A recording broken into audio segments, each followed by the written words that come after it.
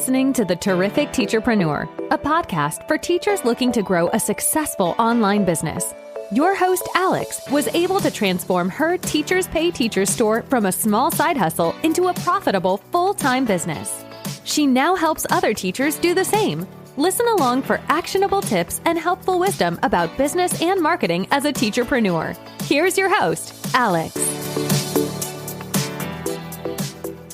Hello and welcome to the Terrific Teacherpreneur podcast. This week I want to chat about SEO, search engine optimization. I will let you know that I do have a previous episode of the podcast on search engine optimization. I will throw a link in the show notes for you, and that's got a guest, Christian Doyle, and we, really dive into it. But this is just a quick episode where I want to chat and share some of my thoughts about SEO that I've been having lately. So after Lily was born, I found that I didn't really have a lot of time to work on my business. Understandably, babies are hard work. But I would get these little pockets sometimes where she'd be having a nap or Dale would be looking after her. And I'd be like, well, okay, I can quickly sit at my laptop. But what should I do? What should I work on in this tiny pocket of time? And I thought, I don't want to start like a big project. I don't want to be working on a huge product or anything like that. I don't want to be, trying to do something that doesn't make me money either, like something that's to do with marketing that maybe isn't very profitable. I don't want to spend like that precious 30 minutes I have doing one tiny marketing thing that isn't going to make me money. I thought, I've got these tiny amounts of time. What can I do in a small amount of time that has a big impact? And it wouldn't matter too much if I was interrupted or whatever. And I thought, maybe I'll play around with SEO because I can just pick a random product in my store, just do one at a time, or I can just keep going as many as I want, depending on how much time I have. I can potter around on search, researching keywords, playing around with rankings, tweaking titles and descriptions. It's not something that would matter too much if I was interrupted or I had a short amount of time. Anyway. So that's what I've been doing a lot of lately. And in my explorations, I have definitely found a strategy that I think really, really helps with SEO. And it's basically not trying to go for the really competitive search terms. So if you decide to label your resource math centers, good luck to you. But I don't think you're going to be finding yourself anywhere near the top of search because there's just 10,000 billion people that have made math centers. So what you need to do is go for more long tail keywords that are more specific, more niche, a bit less popular, I guess you could say, because you have more chance of ranking. And it would be far better to rank on a less popular set of keywords than to not rank on a really popular set. So for example, I was talking about math centers, that's a good example. Take a second to have a little guess. How many results do you think there are for the term math centers on TPT? 1,000, 10,000, 100,000, what are your thoughts? I will tell you, I've just typed it into TPT and the results for the keyword math centers is 830,000 plus results. It's insane. And if you're just looking at that first page of search, the first results that come up have 6.6 thousand reviews, 2.6 thousand, 3.4 thousand, 4.2 thousand. And I just want to be honest with you here for a second and say, if you're a newer seller, a smaller seller, this product you're talking about is a new product, or if you're just a realist, basically, I think it's practical to not just try and call your resource math centers and hope that you will land on page one for that search term because you just won't. But if you went a bit more specific and went for something like a grade level before the math centers, like 5th grade math centers, or hands-on math centers, or fractions math centers, you might have a little bit more luck. Let's have a little look at those results. So I just threw in fractions math centers into TPT. Now, obviously, it's still quite a popular term, but obviously going to be a lot better than the actual just math centers. 56,000. That's still a lot. But just, 56,000 still a lot better than, what was the math centers? 800,000 or whatever. So, we're getting down a little bit now, but you could even go further than that. You could go first grade math centers. Let's have a little look at that. First grade fractions math centers. Assuming that these math centers you've made are actually, first grade and fractions. 2,900 results. Now that's more a bit more realistic.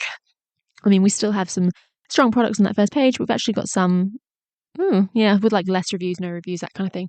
So I think the two things to look at. One is when you type in a search term, how many results are there? If there's 1,000, 5,000, that's probably a bit better than 100,000 or 500,000. So looking at that, then you know that it's not too saturated a term. but also perusing that first page and looking at the number of reviews on those resources. Now, we know that ranking isn't all about your reviews, but that's just one of the factors. But it does give you a little bit of an idea. If you see that first page has, like 20 results and they're all like people with thousands of reviews, you can be honest with yourself and say you're probably not going to end up on page 1 with your brand new resource that has 0 reviews and 0 sales, because the reviews kind of indicate that there's a lot of sales in those resources. So that's, another thing to look at. Whereas if you get a search result that, you can see some products in there that are a bit more kind of small scale, not so massive, it makes you think, wait, there's a bit of a chance that my product could actually, move up the ranking here a little bit. I want to say that you don't have to, be so strict with your SEO that, you can never use big keywords. It's just about being a realist when you first start with a resource or with your store. If you're putting a new product up or you're a smaller seller, you've got a worse selling product, what you can do is to try and get a few more sales and a few more eyes on your resources by ranking in a less popular term. And then as your resource gains momentum, it sells more, gets more reviews, gets more views, starts converting well and stuff, then you maybe switch over to that more popular keyword or search term. But I think it's good to start off with something a little less saturated. Now, obviously the downside would be that there are less people searching for these more specific long tail keywords. But when they do search for it, you're more likely to be found. And so, any day I would rather be on page 1 of a sort of not very competitive search term. It's only got like 5,000 results, but I'm smack bang page 1. I'd much rather be that than page 20 plus, like, the 1,000th result on some really popular search term that I just have no hope in ranking for. Like, which one's more likely to get me views and therefore sales? That's just something that you want to play around with.